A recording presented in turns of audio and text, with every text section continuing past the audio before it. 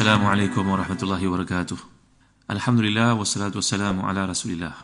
Innal hamdalillah nahmaduhu wa nasta'inuhu wa nastahdihi wa nastaghfiruh wa natubu ilaihi wa natawakkalu alaihi wa na'udzu billahi min shururi anfusina wa sayyiati a'malina. May yahdihillahu fala mudilla lahu wa may yudlil fala hadiya lahu. Allahumma salli wa sallim wa barik ala Muhammad wa ala ali Muhammad kama sallaita wa sallamta wa barakta ala Ibrahim wa ala ali Ibrahim fil alamin innaka Hamidum Majid. Amma ba'd. Muslim-muslimat yang dirahmati dan dikasihi sekalian, kembali kita dalam bicara mengurusi ayat yang terakhir dari surah Luqman. Bagi tuan-tuan memiliki tafsir yang kasih, tolong buka pada jilid yang ke-7, muka surat 295 ke hadapan, iaitulah a'udzubillahi minasyaitanir rajim. Ya ayuhan nasu taqu rabbakum wakhshaw yawman la yajzi walidun an waladihi wala mauludun huwa jazin an walidihi syai'a. Inna wa'dallahi haqq fala taghurannakumul hayatud dunya wala yaghurannakum billahil gharur. Innallaha 'indahu 'ilmus sa'ah wa yunazzilul ghaith wa ya'lamu ma fil arham wa ma tadri nafsum maza taksibu ghadan wa ma tadri nafsum bi ayyi ardin tamut. Innallaha 'alimun khabir. Sadaqallahul 'azim. Wahai manusia, bertakwalah kamu kepada Allah dan takutlah kamu pada satu hari yang pada hari itu seorang bapa tidak dapat menolong anaknya dan seorang anak tidak dapat menolong bapanya sedikit pun. Sungguhnya janji Allah adalah benar, maka janganlah sekali-kali kehidupan dunia memperdayakanmu dan jangan pula penipu iaitu syaitan memperdayakanmu dalam mentaati Allah Subhanahu wa taala.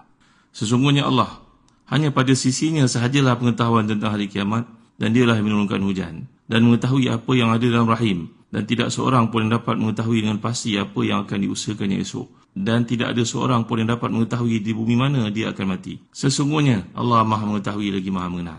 Ayat ini adalah satu perintah daripada Allah Taala. Dan khitab ini kalau kita belajar dalam Al-Quran, khitab ada ditujukan kepada kaum mukminin dan khitab ditujukan kepada manusia keseluruhannya. Iaitu dalam ayat ini kita dapat lihat takwa yang disuruh kepada orang beriman adalah mentaati perintahnya, meninggalkan segala larangannya. Manakala takwa, suruhan untuk bertakwa kepada manusia adalah suruhan untuk mereka meninggalkan sembahan berhala, mensyirikkan Allah SWT, supaya mereka kembali kepada Allah SWT.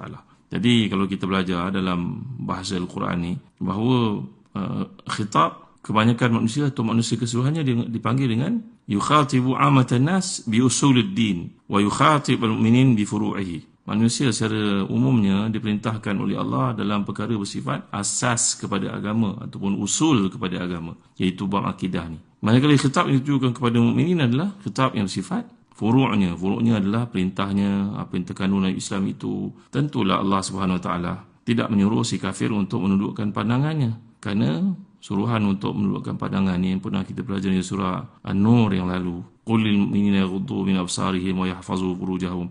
Itu dipanggil khitab untuk furu' ad-din, iaitu perkara-perkara yang bersifat cabangan, pendetailannya. Allah menyuruh si kafir, orang yang tidak beriman itu, untuk mentauhidkan Allah. Dan Allah menyuruh orang yang telah beriman, yang telah mentauhidkannya, untuk melaksanakan tanggungjawab perintah perkara-perkara yang terkandung dalam usul kepada agama itu. Itu maksudnya. Jadi seruan Allah SWT kepada si kafir ni yang tidak beriman supaya melihat langit, melihat kepada bumi, melihat kepada alam penciptaan Allah SWT, melihat pada diri mereka, bagaimana kompleksnya, bagaimana jantung itu satu anggota yang tidak pernah berehat, matahari yang besar itu. Ini adalah khitab kepada ammatin nas. Maka apakah yang dikehendaki oleh Allah SWT di sini?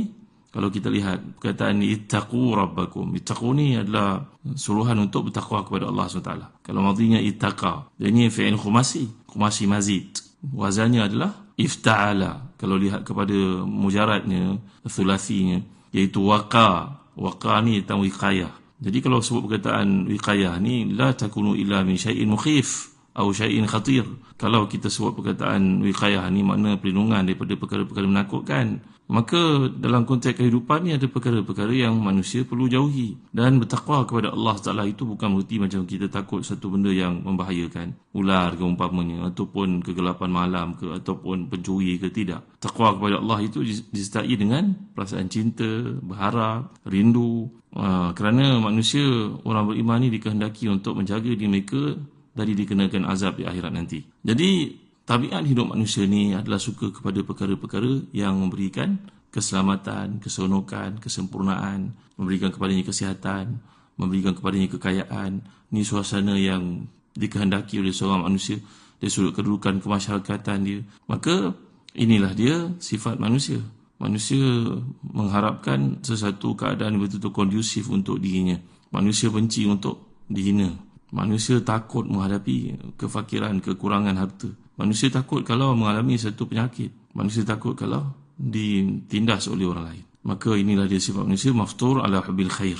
Manusia ni difitrahkan oleh Allah, kesukaannya, kecenderungannya kepada perkara-perkara yang menyeronokkan, yang baik-baik. Dan fitrahnya juga takut kepada satu benda yang membahayakan, satu benda yang mendatangkan mudarat pada dirinya. Jadi Allah SWT mengajar manusia, mengajar orang beriman, lan tatahaqqaq fitratuka illa idza ata'ta rabbak wa lan tuti'ahu illa idza araftah wa lan tastaqima ala amrihi illa idza amanta biwujudihi. Jadi diajar kita untuk mendapat keserasian dengan fitrah yang dalam diri itu. Keimanan kepada Allah SWT ini mesti menjadi landasannya. Maka peringatan yang ditujukan di sini adalah kepada orang yang namanya manusia, makhluk yang namanya manusia ini, supaya takut kepada Allah Subhanahu Wa Taala, takut kepada hari balasan nanti.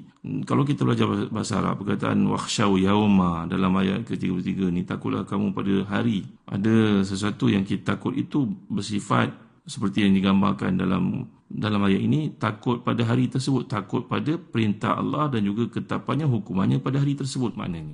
Ataupun mungkin juga ada seorang takut kepada hari. Saya takut hari hujan, kerana hari hujan ni dah hujan lebat, gelap pula tu, saya menaiki motosikal. Maka yang dimaksudkan oleh Allah Taala takut pada apa yang komponen ataupun perkara-perkara yang terdapat di sebalik hari itu yang akan menyebabkan kamu dihukum oleh Allah SWT. Walaupun rukun iman ini kita belajar beriman kepada Allah, beriman kepada Nabi, beriman kepada kitab, beriman pada hari akhirat, beriman kepada malaikat. Ini qada dan qadar umpamanya ada 6 perkara yang dalam rukun iman itu. Tapi yang dinyatakan oleh Allah selalu dalam Quran berulang-ulang adalah beriman kepada Allah dan beriman kepada hari akhirat. Kerana dunia ini merupakan daru amal, daru ibtila. Dunia ini bukannya daru jaza. Kalau manusia selain daripada orang Islam itu, pada mereka ada hukum karma umpamanya. Iaitu kalau buat baik, mesti dia balas baik. Kalau buat jahat, mesti dia balas jahat. Tapi akal, logik yang ada dalam diri mereka tetap menafikan balasan itu berlaku seperti mana mereka kehendaki. Umpamanya, seorang Muslim itu, seorang pakar agama itu berdebat dengan orang bukan Islam. Dia mengatakan bahawa madailah syurga itu ada dalam fikiran. Dia merupakan satu benda yang bersifat falsafah. Ini orang bukan Islam mengatakan demikian. Kalau kamu baik, kamu pasti akan rasa tenang. Kamu buat jahat, kamu rasa menderita. Maka itulah neraka yang dimasukkan. Tanya ulama ini kepada pendeta tadi, kepada pemimpin agama kafir itu, bagaimana kalau anak kamu mati, umpamanya dibunuh orang? Kamu rasa gembira ke rasa duka cita? Tentulah duka cita, sedih. Maka siapa yang kena nerakanya di sini? Kamu yang kematian anak ke ataupun yang bunuh anak kamu itu? Tak boleh jawab pendeta bukan Islam ini. Kerana dari sudut akal yang mustaqim, logik akal yang logik, mengatakan bahawa mestilah ada jawapan, mestilah ada hukuman, mesti ada, kalau baik itu ada penghargaan yang akan ditemui oleh seseorang di hujungnya nanti, balasan baik umpamanya. Maka itu sebab kita dapat lihat Allah SWT menyebut keimanan kepadanya diikuti dengan keimanan hari akhirat ini banyak kali dalam Al-Quran, supaya ini merupakan satu mu'alajah ilahiyah, satu bentuk rawatan ilahi yang menyuruh manusia ini untuk mengimani pertemuan dengan Allah. Apakah persiapan untuk menghadapi waktu itu? Maka peringatan tentang hari akhirat ni, wakhsha yawman la yajzi walidun an waladihi wala mauludun huwa jazin an walidihi syai'a. Maka peringatan ni diterangkan selalu, disebut dan kemukakan selalu. Kalaulah seseorang daripada kita ingin musafir sebagai contohnya, katalah nak pergi umrah. Maka nak pergi umrah ni apa persiapannya? Tentu dalam fikiran kita ada berbagai-bagai perkara. Tapi antara yang penting yang masuk dalam kotak fikiran kita, apakah duit akan digunakan di sana? Tentu tak boleh pakai wang ringgit ni, kena cari tempat lah, money changer untuk tukar duit kita itu kepada rial Saudi sebagai contohnya. Itu juga nak pergi ke Eropah ke, nak pergi ke Amerika ke, nak pergi ke Jepun, mana tempat dalam dunia ada umlahnya, ada currency yang kita akan gunakan di tempat tersebut. Maka sekarang soal yang ditanya, semua orang akan menuju ke akhirat. Apakah mata wangnya akan kita gunakan di akhir itu? Maka peringatan sedemikian disebut oleh Allah SWT dengan ayat yang begitu lunak dan hikmah. Takutilah kamu, patut kamu rasa bimbang kepada pertemuan dengan Allah dan apakah persiapan kamu untuk pergi ke situ. Maka tidak ada satu penjelasan yang lebih tuntas lebih tepat, lebih jelas nak dibandingkan dengan apa yang dikemukakan oleh Quran. Maka duit yang kita nak kena bawa pergi ke sana untuk bermuamalah di alam akhirat sana, iaitu al-umlah al-mutadawala hunaka. Apakah wang yang akan digunakan kembali ke sana nanti? Kalau diumpamakan pergi ke musafir ke negara-negara tersebut, ada mata wangnya, maka ke akhirat apa mata wangnya? Tak lain tak bukan adalah ketaatan kepada Allah. Tafakkur fi khalqis samawati wal ard, beriman dengan melihat perkara-perkara yang berlaku dalam alam semesta ni, bahawa semuanya itu caturan tadbiran Allah SWT. Hudur majalisil ilm, datang ke majlis-majlis ilmu. Bukan kita dengar di YouTube saja kemudian kita menganggap kita jadi orang pandai. Kena hadir ke program-program yang bersifat berterusan untuk talaqi, musyafahah dan sebagainya. Dan begitu juga istiqamah ala amrillah, menaklah kita istiqamah dalam ketaatan kepada Allah SWT. Inilah merupakan asas kepada mata wang iqbal kita untuk bertemu dengan Allah SWT, dan juga ala amal as-salihah allati hiya zaduka fil akhirah. Inilah dia persiapan kita untuk pergi ke sana. Maka inilah dia peringatan daripada Allah SWT, sentiasa disebut kepada kita. Menariknya ayat ini, muslim-muslimat yang dimuliakan sekalian, ayat ketiga-tiga ni kita dapat lihat penggunaan oleh Allah Subhanahu wa taala tentang ya ayuhan nasu taqu rabbakum wakhshaw yawma la yajzi walidun an waladi wala mauludun huwa jazin an walidihi syai'a. Ini kalau kita belajar bahasa Arab, perkataan disebut la yajzi walidun an waladi. Ini adalah jumlah fi'liyah. Kemudian wala mauludun huwa jazin an walidihi syai'a. Ini pula jumlah ismiyah. Apa beza jumlah fi'liyah dengan jumlah ismiyah? Seperti yang telah kita terangkan sebelum ni, ada bezanya. Kerana kata Imam Mutawi Sya'rawi, dan tafsir ini bersumberkan kepada tafsir salaf juga.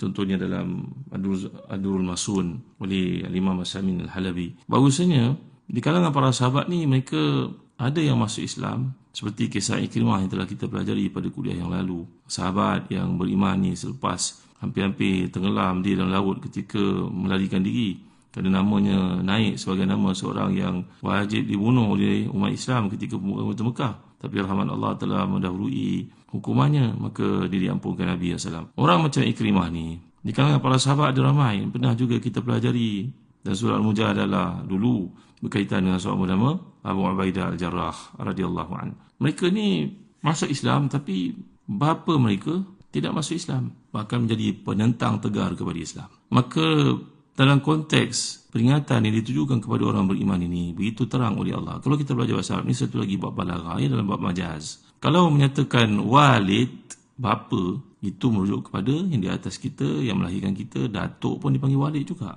moyang ke atas pun dipanggil walid juga. Ini bahasa Arab punya satu mungkin perbezaan lah dibandingkan dengan bahasa kita. Kalau walad ini anak, haruslah macam kisah Abdul Talib itu, datuk Nabi SAW ketika membawa Nabi, maka mengatakan ini anak dia.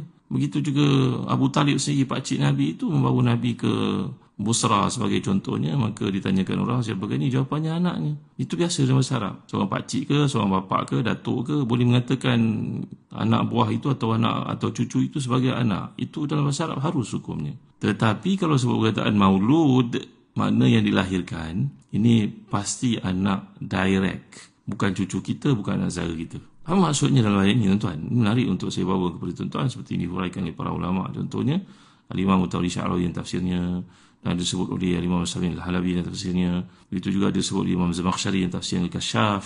InsyaAllah perkara yang akan saya uraikan dan kuliah akan datang. Wallahu a'lam. Wa sallallahu ala sayyidina Muhammad wa ala alihi wa sahbihi wa baraka wa sallam. Walhamdulillahi rabbil alamin. Wa barakallahu fikum. Wassalamu alaikum warahmatullahi wabarakatuh.